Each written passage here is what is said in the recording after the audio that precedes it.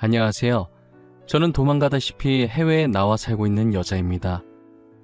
저 말만 들으면 제가 잘못을 저지르고 해외로 도주한 것 같지만 누군가를 피하기 위해 어쩔 수 없이 해외를 도피처로 삼게 되었어요. 저를 해외까지 도피하게 만든 사람은 다름 아닌 제 여동생인데요. 저는 같은 피를 공유하는 사람이면 성격도 생각하는 것도 비슷할 줄 알았어요. 하지만 살아온 환경이 다르면 같은 피를 공유하는 것도 소용이 없었는지 저와 동생은 전혀 다른 생각과 성격을 지니고 있었어요. 예상하셨겠지만 저와 여동생은 부모님의 이혼으로 제가 9살이 되던 해부터 떨어져 살았었어요. 그리고 성인이 되어 제가 번듯한 직업을 가졌을 때 다시 만나게 되었죠. 다시 만났던 당시는 너무나도 반갑고 다시는 떨어지고 싶지 않았었어요. 지금은 얼굴도 보고 싶지 않고 같은 공간에 있고 싶지도 않은 둘도 없는 원수지간이 되었지만요.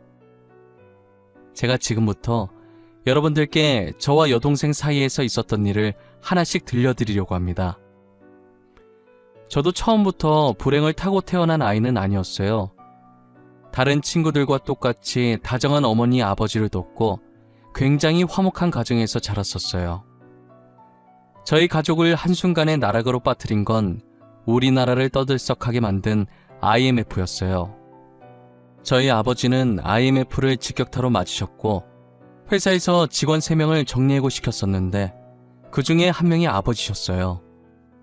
늘 다정하고 저와 여동생을 이뻐하셨던 아버지셨는데 실직을 하신 뒤로는 예전 모습을 찾아볼 수가 없었어요. 매일같이 술을 찾으시고 술만 마셨다 하면 난폭하게 변하셨거든요. 바뀐 아버지의 모습에 저희도 힘들었지만 저희보다 더 힘든 건 어머니셨어요. 아버지는 술이 떡이 되어 어머니께 행패를 부리는 게 일상이었어요. 어머니는 어떻게든 우리 먹여 살리려고 돈 되는 일 뭐든 하면서 아등바등 사시는데 아버지는 다시 일어날 생각은 안 하고 집에만 있었어요. 동생과 저는 유치원과 학교를 다녀와서 아버지를 마주하면 항상 두려움에 떨고 있어야 했어요. 집에 있으면서 괜히 아버지 심기 건드렸다가 언제 달려들지 모르니 저희는 하교하면 집으로 바로 가지 않고 학교 운동장에서 놀다가 어머니 퇴근 시간에 맞춰서 들어가기 일쑤였어요. 동생이 태어나서 동생이 더 이쁨을 많이 받아서 질투했었는데 이럴 땐 동생이 있어서 다행이더라고요. 아무래도 혼자보다는 둘이 있는 게 더 나으니까요. 어머니는 혼자서라도 일해서 저희를 키우려고 낮이며 밤이며 일을 하러 다니셨어요. 식당에서 설거지를 얼마나 하셨는지 손에 진물이 났는데도 괜찮다고 웃으면서 일을 나가셨어요. 아버지는 어머니가 고생을 한다는 걸 아는지 모르는지 술 사 먹기에 돈 내놓으라고 난리였어요. 그런 아버지 때문에 어머니의 한숨소리는 끊이질 않았어요. 이렇듯 아버지는 어머니께 매일같이 돈 타령을 했고 돈을 벌어오면 벌어오는 족족 가져가서 술 먹는데 다 쓰셨어요. 어머니께서 그러지 말라고 아버지께 화를 내보시기도 하셨었어요. 하지만 아버지는 들은 척도 하지 않으셨죠. 돈 내라 돈. 집에 술이 다 떨어졌잖아. 너 오늘 월급 받았을 거 아니야. 돈 내놔. 돈을 나한테 맡겨놨어요? 제발 그만 좀 하고 정신 좀 차리세요. 애들 앞에서 이러는 거 창피하지도 않아요? 저 돈 없어요. 그러니까 돈 찾지 마세요. 아니 저것이... 야! 누가 지아비한테 눈을 똑바로 뜨고 대들어? 돈 달라고 하면 얌전히 주면 될 것이지 말이 왜 이렇게 많아? 아버지가 손을 올려 어머니 뺨을 내리친 건 순식간에 벌어진 일이었어요. 어머니도 아버지께 처음 뺨을 맞아보신 거라 당황해서 아무 말도 못하고 맞은 부위를 손으로 감싸고 아버지를 쳐다보셨어요. 아버지도 욱한 감정으로 그런 거라 자기 손을 보면서 많이 당황해 하시더라고요. 그러더니 먹다 남은 술병을 챙겨서 그대로 밖으로 나가는 거예요. 저와 동생은 어머니께서 우는 모습을 그날 처음 봤습니다. 저희가 할 수 있는 건 그저 어머니 어깨를 토닥거리는 것밖에 없었어요. 어머니는 저희를 껴안고 이런 모습 보여서 미안하다고 소리내어 우셨어요. 처음이 어렵다고 아버지는 그 뒤로도 어머니께 폭력적인 모습을 보이셨어요. 저는 그런 모습을 더 이상 보고 싶지 않아서 어머니께 이혼하는 게 어떻겠냐고 했지만 저희를 아빠나 엄마 없는 아이로 키우고 싶지 않다고 이혼하지 않겠다고 하셨어요. 동생은 어린 나이라 아직 철이 없어서 그런지 이혼하지 말라고 울고 난리더라고요. 어머니는 그런 동생을 껴안으면서 절대 이혼 안 할 거니까 걱정하지 말라고 했어요. 그런 일상이 반복되고 있었는데 갑자기 아버지께서 멀끔한 모습으로 나가는 거예요. 나가기 전 어머니께 그동안 미안했다고 앞으로 가족을 위해 다시 열심히 살아보겠다고 하시더라고요. 어머니와 저희는 드디어 아버지가 정신을 차렸다고 다시 예전으로 돌아갈 수 있다고 생각을 했어요. 하지만 아버지는 저희의 기대를 완전히 짓밟아 버렸어요. 한동안 취직을 위해 멀끔한 모습으로 나간 줄 알았던 아버지는 다른 여자와 바람을 피고 있었어요. 어머니는 아버지의 외도를 눈치채고 여기서 멈추라고 했지만 아버지는 그럴 생각이 없어 보였어요. 어머니가 집에 있는데도 뻔뻔하게 상간녀를 데리고 집 안까지 들어오시더라고요. 어머, 아줌마 일하러 안 가셨나 봐요. 우리 오빠한테 이야기 많이 들었어요. 고생 많이 하셨나 보네. 얼굴이 많이 상하셨어요. 지금 당신 나랑 뭐 하자는 거야? 저 여자를 왜 집으로 데리고 온 거냐고? 제정신이야? 애들도 있는데 당신 바람핀 거 자랑하려고 왔어? 이 언니 왜 이렇게 날이 서 있어? 역시 없이 사는 집안이라 그런가? 성깔이 너무 더럽다. 언니, 그동안 수고하셨어요. 이제 저희 오빠 놔주세요.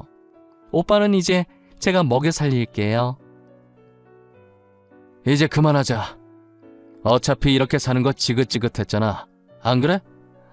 우리 각자 떨어져 사는 게 서로에게 더 좋지 않겠어? 그래요, 언니. 그리고 오빠는 언니보다는 돈 많은 저랑 사는 게 더 행복할걸요? 언니도 돈 못 버는 남편이랑 살 바엔 혼자 사시는 게 낫지 않겠어요?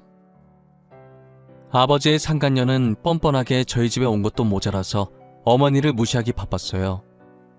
아버지는 매일 술만 마시는 백수 주제에 어디서 저런 부잣집 여자를 만나셨는지 능력도 좋았어요. 상간녀는 쉬지 않고 입을 놀렸고 이제 자기가 아버지 부인이니 어머니한테 저를 데리고 이 집에서 나가라고 하더라고요. 그동안 저희를 위해 이혼 생각하지 않았던 어머니는 아버지의 외도에 참을 수 없다며 바로 이혼 서류를 작성하셨고 그렇게 아버지와 어머니는 이혼을 했어요. 부모님의 이혼으로 저는 어머니를, 여동생은 아버지를 따라가게 되면서 저와 동생이 떨어지게 되었어요. 아버지의 외도로 이혼을 하게 된 것이라 이혼 책임이 아버지께 있어서 어머니께 위자료를 줘야 했는데 양육비는 안 주려고 한 명씩 데리고 간 것이었어요. 여동생은 아버지와 함께 가지 않으려고 울고불고 난리였고 아버지는 그런 여동생을 들쳐업고 저와 어머니의 반대 방향으로 걸어 나갔어요. 그게 여동생의 마지막 모습이었어요. 어머니는 이혼을 하시고 저 하나만 바라보며 열심히 사셨어요. 어떤 굳은 일이라도 마다하지 않으셨고 돈이 된다고 하면 무조건 하셨어요. 그런 어머니를 보고 어린 제가 할 수 있는 건 오로지 공부밖에 없었어요. 저는 자는 시간을 제외한 모든 시간에 책상 앞에 앉아서 죽어라 공부를 했어요. 어머니를 웃게 할 수 있는 건 나밖에 없다는 생각에 얼른 커서 훌륭한 사람이 되어 어머니의 고생을 덜어드리고 효도해야겠다는 생각을 했었어요. 정말 이 악물고 공부해서 고등학교 졸업할 때까지 전교 1등을 놓치지 않았어요. 저는 고등학교 졸업하고 바로 일자리에 뛰어들까 했지만 어머니께서 이대로 취업하기엔 제 성적이 너무 아깝고 대학을 가야 더 돈을 많이 벌 수 있다고 하셔서 대학을 가게 되었어요. 공부 말고 관심 있었던 게 디자인밖에 없어서 저는 패션 디자인 학과를 가게 되었고 대학교를 다니면서 알바를 시작했어요. 제가 막상 대학교를 다니다 보니 계속 욕심이 생기더라고요. 조금만 더 하면 더 큰 돈을 벌 수 있는데 내가 조금만 더 열심히 하면 좋은 곳에 갈 수 있는데 이런 욕심들이 생기면서 유학을 결심하게 되었어요. 어머니께 유학 얘기를 했더니 잘 생각했다며 자기 걱정하지 말고 유학 갔다 오라고 하시더라고요. 저는 학교 다니며 주말에도 아르바이트를 했고 방학에도 쉬지 않고 아르바이트를 했어요.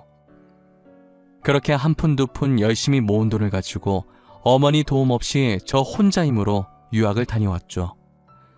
유학 가서도 생활할 돈이 필요해서 틈틈이 아르바이트를 했었어요. 제가 아르바이트 하는 곳에 저처럼 유학을 와서 일을 하게 된 한국인 남자 한 명이 있었어요. 같은 언어로 말을 할 수 있는 사람이 그 남자밖에 없다 보니 자주 만나게 되었고 그 인연으로 만나기 시작했다가 어찌저찌 결혼까지 하게 되었네요. 저는 아버지의 변한 모습을 보고 결혼을 하겠다는 생각을 아예 안 했었거든요. 하지만 남편은 아버지와 달랐고 무인도에 떨어져도 살 수 있을 정도로 생활력이 강했어요. 그리고 무엇보다 제 꿈을 위해 자기가 더 희생을 했던 사람이었고요. 저는 남편이 뒤에서 응원해주고 지지해준 덕분에 패션 디자이너의 길을 걷게 되었고 나름 알아주는 디자이너로 성장하게 되었어요. 남편은 자기가 하고 싶어 하던 것도 포기하고 저를 위해 한국으로 같이 돌아와 줬어요. 저는 디자이너가 되어서도 꾸준히 디자인 공부를 했고 남편은 외국 무역회사에 취업을 했어요. 한국에 돌아온 지 얼마 되지 않아서 제가 정말 존경하던 디자이너 분께서 패션쇼를 하게 된 거예요. 저는 초대받을 거라는 생각을 못했었는데 그분이 먼저 제게 초대장을 보내셨더라고요. 제가 롤모델로 삼던 분이시라 집에 그분이 만드신 옷이 정말 많았어요. 그날은 머리부터 발끝까지 그분이 만드신 옷들로 입었고 그에 어울리는 머리를 하기 위해 유명한 미용실에 가게 되었어요. 연예인들이 많이 온다는 말이 맞는지 연예인들과 같이 찍은 사진이 군데군데 붙여져 있더라고요. 신기해서 이리저리 둘러보고 있는데 여자 알바생이 밝은 목소리로 저를 안내하더라고요. 지금 선생님들이 다 일하고 계셔서 조금만 기다려야 한다면서 하고 싶은 스타일이 뭔지 물어보는 거예요. 파마나 염색 같은 시술을 하러 온 건 아니고 드라이만 살짝 하려고 한다고 했어요. 간단한 드라이는 자신이 해드릴 수 있다면서 급한 거면 자신이 해주겠다고 하더라고요. 저는 시간이 충분했지만 알바생이 친절한 게 마음에 들어서 그렇게 하라고 했어요. 보통 미용실 가면 머리 하는 동안 마땅히 할 게 없으니까 이런저런 이야기를 하게 되잖아요. 저도 할 게 없으니 머리하면서 알바생과 쓸데없는 이야기를 많이 했어요. 여기서 일하신 지 오래됐나 봐요. 보통 알바면 기구 정리나 제품 정리 이런 거 하지 않아요? 직접 손님 머리 만져주는 알바는 못 본 것 같은데 간단한 드라이는 또 다른가? 저 여기서 일한 지 2년 조금 넘었어요. 드라이 하는 건 어깨너머로 많이 봤었고 가끔 제가 선생님들 머리도 해줘서 드라이 정도는 해도 될 것 같다고 바쁘실 땐 저한테 맡기세요. 2년이나 일하셨구나. 많이 어려 보이는데 나이가 어떻게 됐어요? 내가 너무 깊게 들어갔나? 실례였다면 죄송해요. 초면에 무례했죠? 헤이, 아니에요. 나이 물어보는 게 뭐가 무례해요? 이건 무례한 축에도 안 속해요. 저 올해 26살 됐어요. 26살이요? 제 동생도 올해 26살 됐을 텐데 안 본 지 지금 21년 정도 된 것 같아요. 선생님 보니까 갑자기 제 동생이 보고 싶네요. 잘 살고 있는지 뭐하고 지내는지. 고객님도 슬픈 사연이 있으신가 봐요. 저도 원래 언니가 한 명 있었거든요. 근데 제가 5살 때 부모님이 이혼하셔서 따로 살게 되는 바람에 그 뒤로는 본 적이 없어요. 알바생이 갑자기 자신의 가정사를 이야기하기 시작하는데 저랑 너무 똑같은 거예요. 아버지가 무서웠던 것과 부모님이 이혼하신 것, 그리고 자매가 헤어진 것까지도요.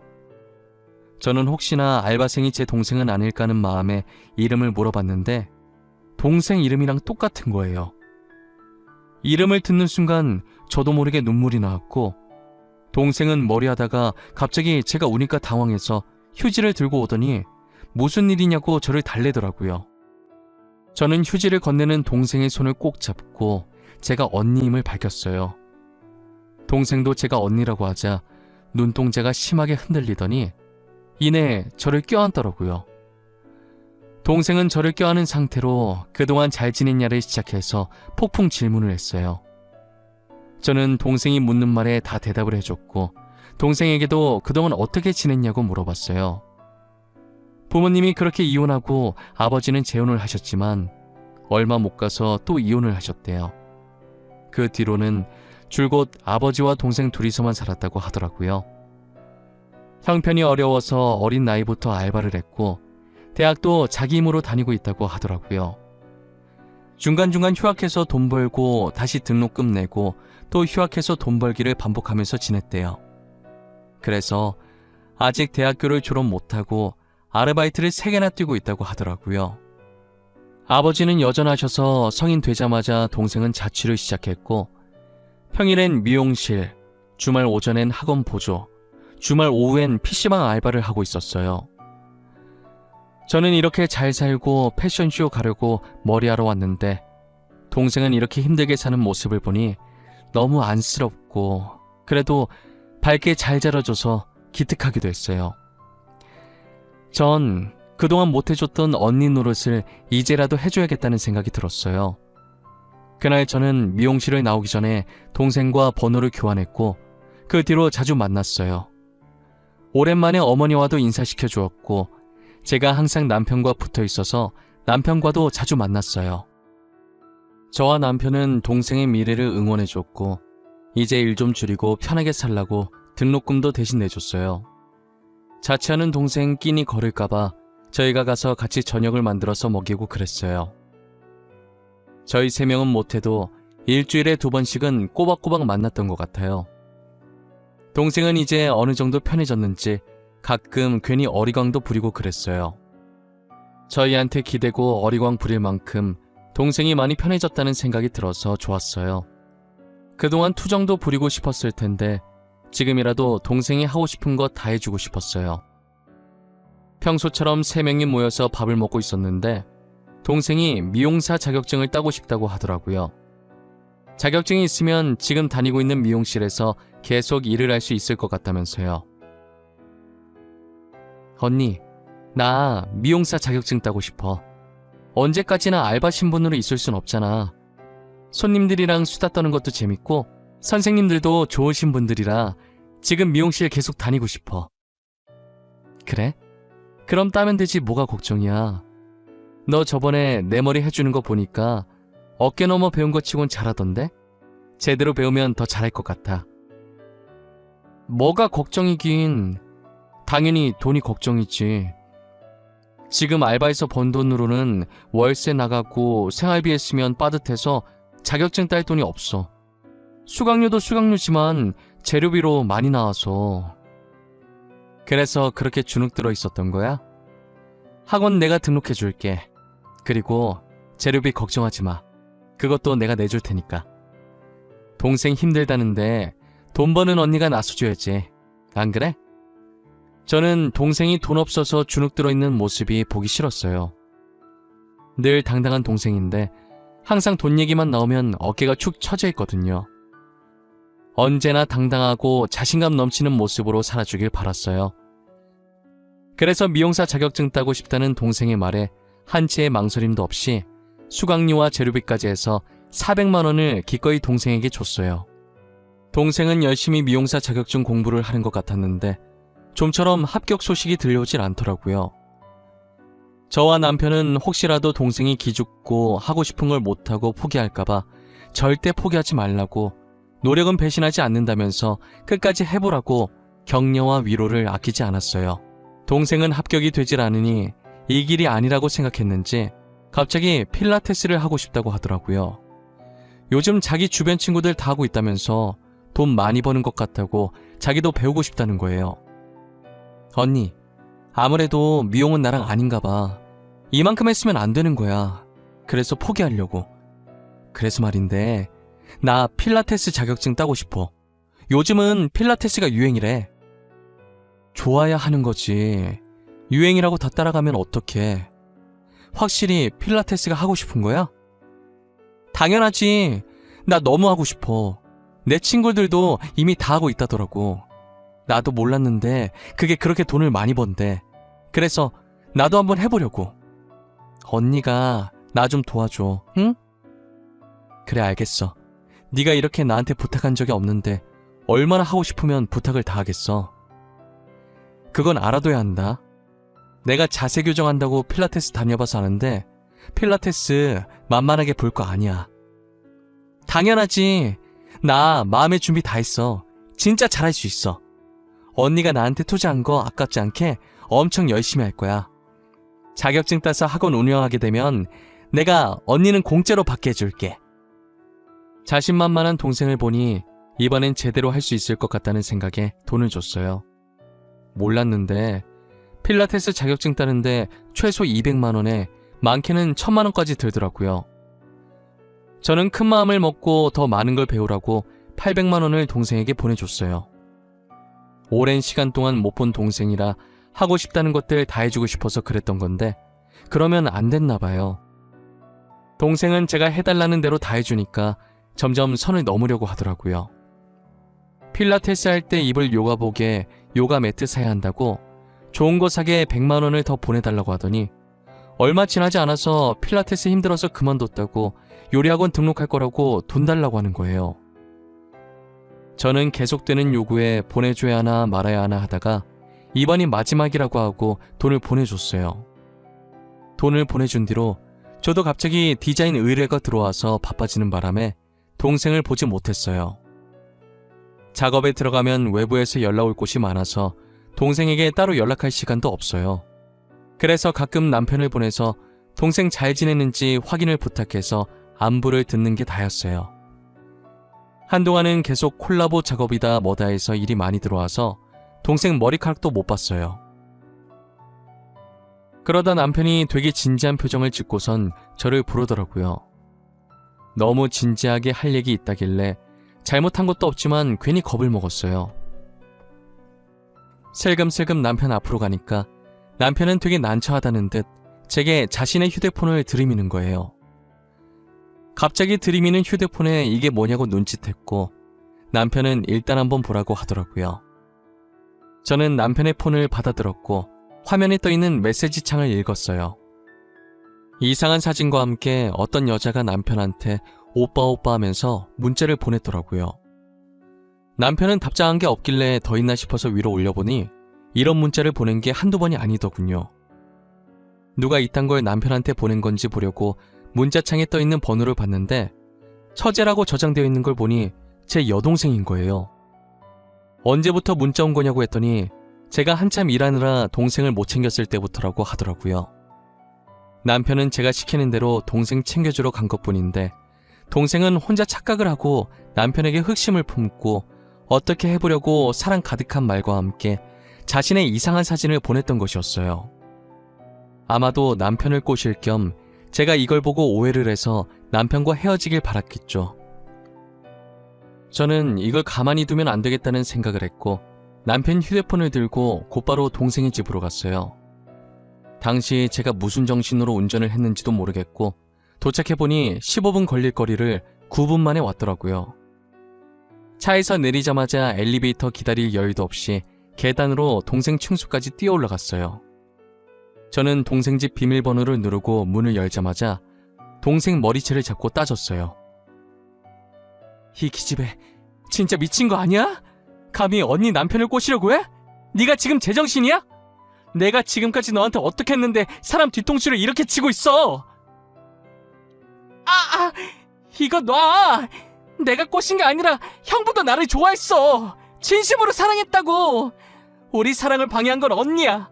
언니 때문에 형부가 나한테 못 온 거라고. 네가 일방적으로 한 게 뭐가 사랑이야. 내가 네가 보낸 문자 안 본 줄 알아? 자, 여기 있다. 네가 보낸 문자. 너만 주구장창 보냈지. 우리 그 애는 답장한 거 하나도 없어. 안 보여? 답장을 안 보낸 게 아니라 언니 때문에 못 보냈겠지. 상혁 오빠, 나 진짜 좋아해. 언니가 아니라 나를 좋아한다고. 언니는 가진 것도 많으면서 욕심이 왜 이렇게 많아? 상혁 오빠, 나한테 내놔! 망상도 병이라더니 너를 보니까 그 말이 딱 이해가 간다. 불쌍한 것. 너는 평생 망상이 나면서 한심하게 살아. 그동안 내가 너한테 해준 게 아깝다. 저는 잡고 있던 동생 머리채를 내동댕이 쳤어요. 동생은 자신의 머리를 부여잡고 빠진 머리카락을 보면서 울고 있었고, 저는 분이 덜 풀려서 허리에 손을 얹고 씩씩거리고 있었어요. 그러다가 숨을 고르면서 동생 집안을 둘러보게 되었는데 곳곳에 명품 가방들이 있더라고요. 잠깐 세어봤는데 제 눈에 보이는 것만 좋게 8개는 되어 보이는 거예요. 그 순간 제가 이제껏 동생에게 자격증 따라고 줬던 돈이 정말 자격증 따는 데 쓴 게 맞는지 의심이 들기 시작하는 거예요.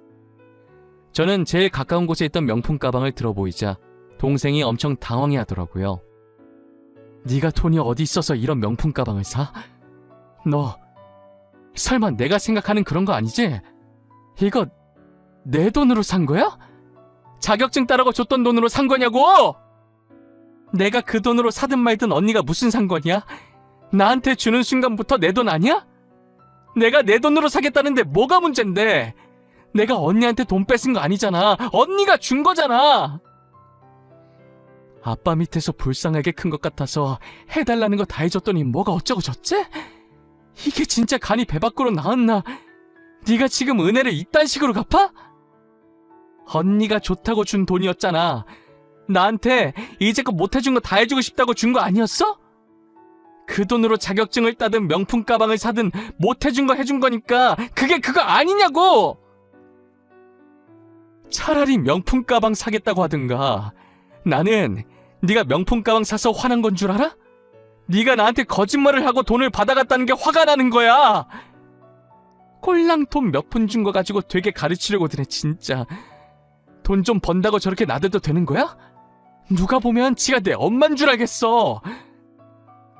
저는 동생의 혼잣말에 너무 화가 나서 동생의 뺨을 내려쳤어요. 그리고 옆에 가위가 보이길래 가위를 들고 와서 명품 가방을 다 잘라버렸는데요. 명품 가방이 하나씩 가위에 잘리는 걸 볼 때마다 동생이 하지 말라고 울부짖더라고요. 뒤늦게 저를 따라온 남편도 제 모습을 보고 이 정도면 됐다고 말리더라고요. 저는 말리면 말리는 대로 가만히 있을 생각이 없어서 거기에 있던 명품 가방을 모조리 다 잘랐어요. 마지막 가방을 자른 뒤 바닥으로 던졌고 여동생은 그 가방을 안아들더니 제게 적당히 하라면서 소리 지르길래 너무 미워서 뺨 한 대를 더 때리고 제발 정신 차리고 살라고 말하고 나왔어요. 남편과 함께 집으로 돌아가는 내내 얼마나 울었는지 몰라요. 어린아이 마냥 소리내면서 눈이 퉁퉁 붓고 만지면 따가울 정도로 울었어요. 21년 만에 겨우 다시 만났는데 동생이 저러고 있으니 제가 얼마나 속상하겠어요. 저는 집에 들어와서 남편 휴대폰에 있던 동생 번호를 차단했고 저도 똑같이 동생 번호를 차단하고 다음날 같이 전화번호를 바꿔버렸어요. 불행은 항상 한꺼번에 닥친다고 하잖아요. 저의 심란한 마음이 가라앉기도 전에 저희 어머니께서 혈액암에 걸려 시한부 선고를 받으셨어요. 그동안 고생했던 게 골마서 혈액암뿐만 아니라 군데군데 아픈 곳이 많았더라고요. 혹여나 제가 고생할까봐 일부러 아픈 걸 계속 참고 있었던 거예요. 의사 선생님께 다른 방법은 없냐고, 더 살 수 있는 방법 같은 건 없냐고 했더니 고개를 저으시면서 남은 시간 동안 마음 정리 잘하고 행복한 시간 보내라고 하시더라고요. 저와 남편은 가시는 날까지 지켜보는 것밖에 할 수 있는 게 없어서 매일을 눈물로 뒤덮여 살았어요. 결국 어머니는 2달 만에 세상을 떠나셨고 저희는 어머니 장례식을 치러드리고 해외로 떠났어요.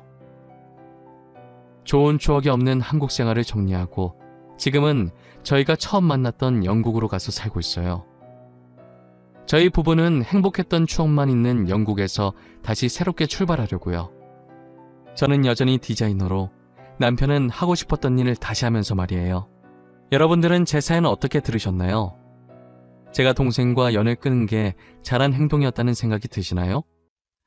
여러분들도 끊어야 할 인연이라면 저처럼 가차없이 끊으시길 바랄게요. 바뀔 걸 기대하고 잡고 있어봤자 달라지는 건 아무것도 없더라고요. 지금까지 제 사연 들어주셔서 너무 감사하고 절대 무슨 일 있어도 후회할 행동은 절대 하지 않았으면 좋겠습니다.